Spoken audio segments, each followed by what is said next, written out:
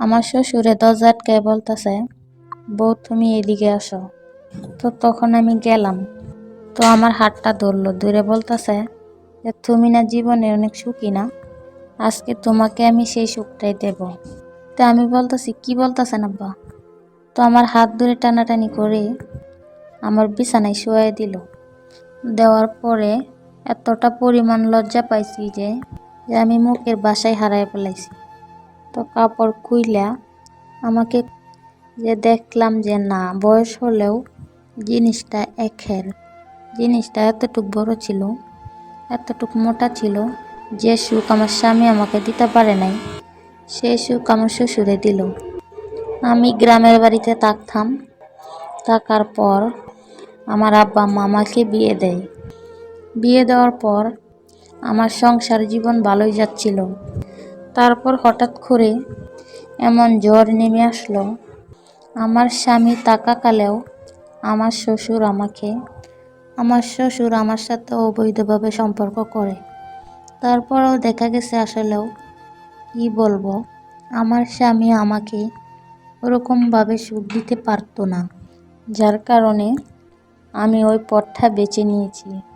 সুখ দিতে পারতো না বলে ওই যদি আমার কাছে একবার আসতো তো দ্বিতীয়বার আসার কোনো ক্ষমতা ওনার থাকতো না।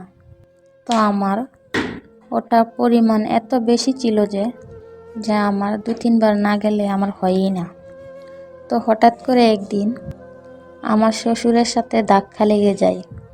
ধাক্কা লাগার পরে আমার শ্বশুরে বলতেছে আসো এদিকে আসো। তো আমি বললাম যে হ্যাঁ বলেন আব্বা, কি বলবেন বলেন। তো বলে দিনকাল কেমন যাইতেছে। তো আসলে আমার মনের ভিতরে ওই জ্বালা, ওই আকাঙ্ক্ষা রয়েই গেছে। তো আমি তো প্রকাশ করতে পারি নাই, যেহেতু আমার শ্বশুরে আমাকে জিজ্ঞাসা করছে, পথটা আমার ক্লিয়ার হয়ে গেল না। তো আমি বললাম দিন আর কীরকম যাবে, ওরকম কোনো মতে। কই কেন কেন জয় তোমাকে সুখ দিতে পারে না? তো তখন আমি আরও টেনশন মুক্ত হয়ে গেলাম যে আসলে কি বলবো, আপনার ছেলে তো ওরকমভাবে পারে না, তাই আমি সংসার জীবনে সুখী না। তো আমার শ্বশুর বলতেছে আচ্ছা আমি তোমাকে সুখ দিব, তুমি কি আমার সুখ গ্রহণ করবে? তো আমি অনেক টেনশনে পড়ে গেলাম। তো আমি পরে দেখলাম আসলেও তো আমার চাহিদাটাও অন্যরকম। আমারও ইচ্ছা জাগলো যে আমি আমার চাহিদাটা ওনার কাছ থেকে নিব। ওরকম কি পারে?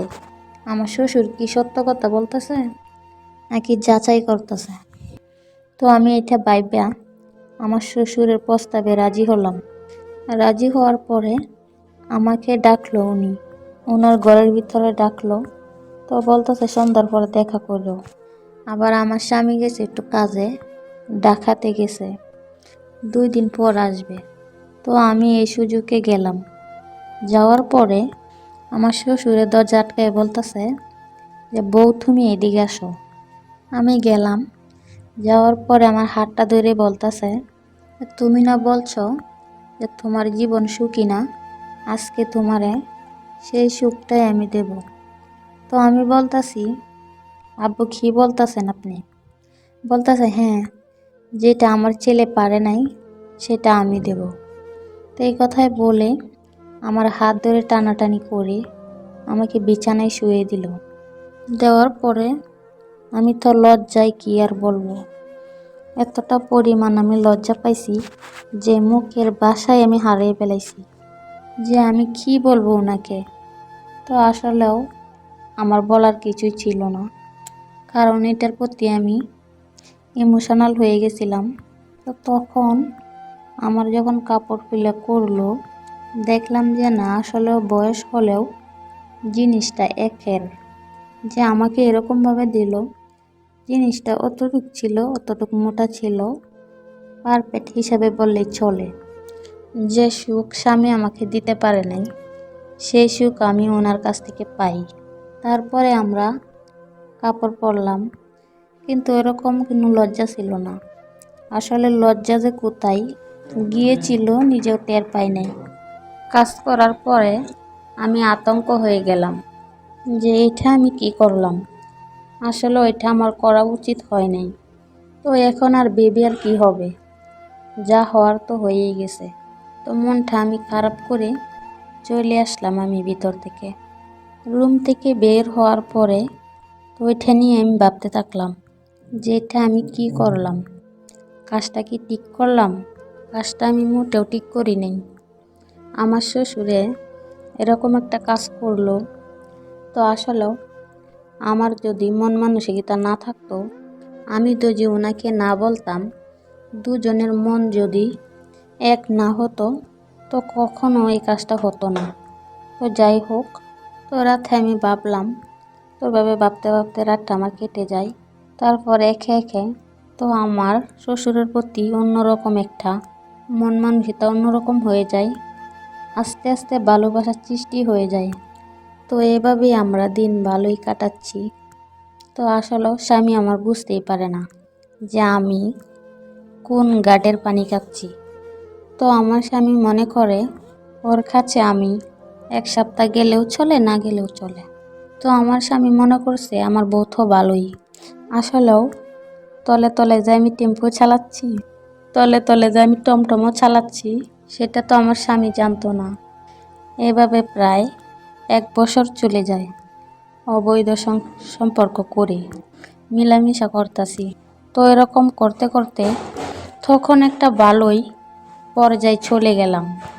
তো কীরকম ভালোই পর্যায়ে চলে গেলাম, তো আমার শ্বশুরে দরজা আটকায় আমাকে বলতাছে, তো যে সুখটা আমার স্বামী দিতে পারে নাই, আমাকে সন্তানের মা বানাতেও পারে নাই, তো সেইটা আমার শ্বশুরের কাছ থেকে সম্ভব হলো। তো আমার মনে আরও ফুর্তি জাগলো যে যাই হোক, এতদিনে আমি সন্তানের মা হতে পারলাম। আমার একটা মনে আনন্দই ছিল। তারপরে আমার স্বামী হঠাৎ করে বলতেছে যে কি ব্যাপার, তোমার শরীরটা খারাপ নাকি? তো আসলেও আমি সংসারের কাজ ভালোভাবে করতে পারতাম না। আমার শরীর কেমন দুর্বল লাগতো, আমি খাইতে পারতাম না। তো আমার মানে শ্বশুর তো জানতোই এটা। ও দেখতো আর দেখে মুসকে মুসকে হাসতো, কিন্তু হাসির ভিতরে যে অন্য কিছু লুকিয়েছিল সেটা আমি কখনো বুঝতে পারিনি। অন্য কিছু বলতে যে একদিন ওনার ছেলেকে ডেকে বলতেছে, আচ্ছা তুই নাকি বউরে সুখ দিতে পারিস না? আমার স্বামী তো শুনে মাথা গরম হয়ে গেছে যে এটা তুমি এসব জানো কিভাবে? তো আমার শ্বশুরও বলল, না এমনিতেই দেখি তো বউর মন মরার মতো হয়ে থাকে। এখন তো দেখি কিছুদিন ধরে হাসি খুশি, তুই কি সেটা খেয়াল করিস? তো ছেলে বলল, আমি খেয়াল করব কিভাবে? আমি তো বাসায় থাকি না, আমি তো কাজে ব্যস্ত থাকি। তো আসলেও কথার ভিতরে কি জানি রহস্য একটা খুঁজে পাই। ছেলে কথা বলে কাজে চলে গেল। চলে যাওয়ার পরে তো একদিন আমার শ্বশুর আবার কি করলো, আমি ঘরে শুয়ে আছি, রাত প্রায় 12:30 বাজে। ওই সময়ে যে আমার ঘরের দরজায় টোকা দিতেছে, টোকা দিলে আমি দরজাটা খুলে দিলাম। খোলার পরে আমার শ্বশুর আমার রুমে ঢুকলো। তো দরজাটা আবার ভিতর থেকে বন্ধ করে দিলাম। দেওয়ার পরে আমরা দুজনে ভালো এনজয় করলাম, মেলামেশা করলাম, মানে যেভাবে করা উচিত, তো যেভাবে করার দরকার সেভাবেই করলাম। মনে করেন আমি শুয়ে আছি কারাওয়ে থেকে কিছু স্টাইলে, পরে আবার তো আসলে ভালোই লাগে, খারাপ না। তো ওরকম করার পরে যখন কাজটা শেষ হয়ে গেল, এ পর্যায়ে দরজা খুলে যখন আমার শ্বশুর বের হতে থাকলো, এই মুহূর্তে আমার স্বামী আসে। আর কি বলবো, আসমান আর জমিন এক হয়ে গেল। যে আসলে আমি কিভাবে কি বলবো, এগুলা কিভাবে সমাধান করব, আমার মাথায় কোনো বুদ্ধি আসতেছিল না। তারপরে আমার স্বামী জিজ্ঞাসা করলো, কি ব্যাপার, তুমি এত রাত্রে এই রুমে? তো আমার শ্বশুর বলতেছে যে না, আমি দেখতে আইছিলাম বৌমা জানি জ্বরে কোফাইতেছে, তো ভাবলাম তোর আম্মাও তো বাড়িতে নাই, একটু দেখে আসি বৌমা এরকম করতেছে কি জন্যে। পর আসলেও ভাগ্যটা ভালোই ছিল। ওই মুহূর্তে আমার শরীরটা একটু খারাপ ছিল, কারণ একটাই, আমি তো মা হতে চলে যাচ্ছি। তো আমার তো আর শরীর ভালো লাগে না।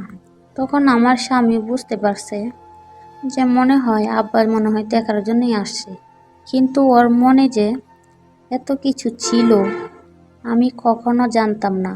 মানে তার টার্গেট হচ্ছে যে আমার শ্বশুরে যে কথাগুলো বলছে এর থেকেই তার মনের ভিতরে একটা পেশ যে এটার রহস্য আমি খুঁজে বের করব। যাই হোক, এটা বলে সে রুমে ঢুকে গেল। ঢুকার পরে আমি বললাম, এখানে খাবার আছে, তুমি খেয়ে নেও। তো সে আবার খাওয়া দাওয়া করে শুয়ে পড়লো আমার লগে। তো সেদিন আর আমার স্বামী আমার কাছে আসে নাই বলতে এখন দেখা গেছে প্রায় 10 দিন 12 দিন চলে যাচ্ছে। আমিও আমার স্বামীকে কিছু বলি না যে তুমি আমার কাছে আসো বা কিছু। এখন মনে করেন 10-12 দিন হয়ে গেল আমি আমার স্বামীরে কিছু বলি না। তার কারণ হলো যে চাহিদাটার জন্য আমি আমার স্বামীকে বলতাম সেটা তো আমি পাইতেই আছি। তো আমি আসলে জানতাম না আমার স্বামী আমাকে পরীক্ষা করতেছে। হঠাৎ করে একদিন রাত্রে এসে বলতেছে, কি ব্যাপার, একটা কথা বলি তোমাকে। আমি বলি, হ্যাঁ বলো। 2-1 দিন আমি তোমার কাছে না গেলে তুমি আমাকে জোর করে টেনে নিয়ে যেতে, আর এখন এতদিন হয়ে গেল তুমি তো আমারে কিছুই বলো না। আচ্ছা, বিষয়টা কি? আমার তো অন্যরকম লাগতেছে। আর তোমার মনে হয় গর্ভে সন্তান আছে? এই বলে আমাকে এমন ধরলো যে মানে আমি কথায় কাইটেই উঠতে পারতাছি না। বলতাছে, বলো এই সন্তানের বাবা কে? তো আমি বললাম, এই সন্তানের বাবা আবার কে? তুমি? কয় না, অসম্ভব, আমি জানি আমার কখনোই সন্তান হবে না। তো আমি ডাক্তারের কাছে একদিন গিয়েছিলাম, অন্য কোনো সমস্যা হয়েছিল। তো ডাক্তারে বলল আমি কখনো সন্তানের বাবা হতে পারবো না, আমাকে আল্লাহ তাআলা এই ক্ষমতাটা দেয়নি, রাখে নাই। আমি তো পুরাই অবাক হয়ে গেলাম। তারপরে আমার স্বামী আমাকে অনেক মারধর করলো, মারধর করে কথা স্বীকার করালো। যে আমি বললাম, দেখো, যে সুখটা তুমি দিতে পারো নাই সেটা তোমার বাবা দিয়েছে। তো আমার স্বামী পরে বলতেছে, আচ্ছা ঠিক আছে, আমি যখন তোরে সুখ দিতেই পারি নাই, আমার বাবাই যখন তোরে সুখ দিছে, আজকে তোরে আমার বাবার সাথে বিয়ে দিব। যখন এই কথা বলে আমি কি আর এই দুনিয়ার ভিতরে আসি? এখন তো আমরা ফ্যামিলির ভিতরে জানতেছে, যখন বিয়ে হবে তখন তো সারা এলাকার মানুষ, সারা গ্রামের মানুষ জাইনা যাইব, তখন কি হবে? তখন কি আর আমি মুখ দেখাতে পারবো? তারপরে আমি বললাম, স্বামীরে তো আমার সান্ত্বনা দেওয়াই কথা। আমি এমনভাবে সান্ত্বনা দিলাম, ওই সান্ত্বনা মতেই রাজি হলো। তো আমি বললাম, দেখো আমার ভুল হয়ে গেছে, আমি ক্ষমা চাইলাম, মাপ চাইলাম, কান্নাকাটি করলাম। পরে আমাকে ক্ষমা করে দিছে। বলল নেক্সট টাইমে জীবনে কখনো এরকম ভুল করবা না, কারণ একটা নারী হয়ে এরকম ভুল যদি করো, ঠিক আছে, সেটা তো তুমি নারী না, তোমার মতো দুশ্চরিত্রা নারী পৃথিবীতে বেঁচে থাকার চেয়েও মরে যাওয়া অনেক ভালো। তখন আমি অনেক মিনতি করলাম। করার পরে আমার স্বামী এসব কিছু মাইনে নিয়ে, পরে আমি কি করলাম জানেন? 2 দিন পর আমি কলঙ্কর বোঝা মাথায় নিয়ে আমি চলে আসলাম গ্রামে। এখন আমি কলঙ্কর বোঝায় মাথায় নিয়ে মানুষের দরে দরে ঘুরতেছি, কোনোখানে একটু শান্তি পাইতেছি না। তো আসলেও দর্শক মা বোনেরকে আমার অনুরোধ রইল, পরকীয়া প্রেমে মিলিত হয়ে নিজের সংসার কখনো ভাঙবেন না। আমার মতো কেউ ভুল কইরেন না। ভালো থাকবেন সবাই, ধন্যবাদ।